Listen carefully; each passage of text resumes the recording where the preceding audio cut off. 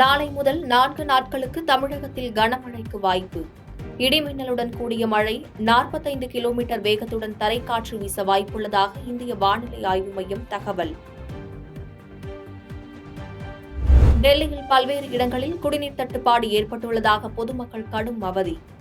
குடிநீர் விநியோகம் செய்வதற்காக ஒரே ஒரு லாரி வந்த நிலையில் அதன் மீது ஏராளமானோர் ஏறியதால் பரபரப்பு. இந்தியாவை சேர்ந்த ராணுவ அதிகாரி மேஜர் ராதிகாவுக்கு விருது வழங்கிய ஐநா. காங்கோவின் அமைதிப்படையின் தளபதியாக பணியாற்றியதற்கு கௌரவம். முன்னாள் அதிபர் டிரம்பை குற்றவாளி என அறிவித்தது அமெரிக்க நீதிமன்றம். ரகசிய தகவல்களை மறைப்பதற்காக ஆபாச நடிகைக்கு பணம் கொடுத்த வழக்கில் அதிரடி. உத்தரப்பிரதேசம், ராஜஸ்தான், ஹரியானா, மத்திய பிரதேசம் உள்ளிட்ட மாநிலங்களில் கடும் வெப்பம் நீடிப்பு. தலைநகர் டெல்லியில் 47 டிகிரி செல்சியஸ் வெப்பம் நிலவுவதால் மக்கள் அவதி.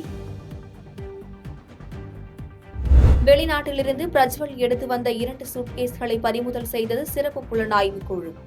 பிரஜ்வல் தங்க வைக்கப்பட்டுள்ள சிஐடி அலுவலகத்தில் பேரிகார்டு அமைக்கப்பட்டு பலத்த பாதுகாப்பு.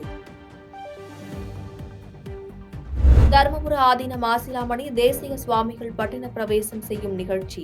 4 பிரிவுகளிலும் சிவிகை பல்லக்கில் சுமந்து வந்தபோது திரளானோர் ஆசி பெற்றனர். பாதகம் செய்பவரை கண்டால் நாம் பயங்கொள்ளலாகாது பாப்பா. மோதி மிதித்து விடு பாப்பா, அவர் முகத்தில் உமிழ்ந்து விடு பாப்பா. அண்மை செய்திகளை உடனுக்குடன் தெரிந்து கொள்ள இணைந்திருங்கள் இயம்நாடு தொலைக்காட்சியுடன்.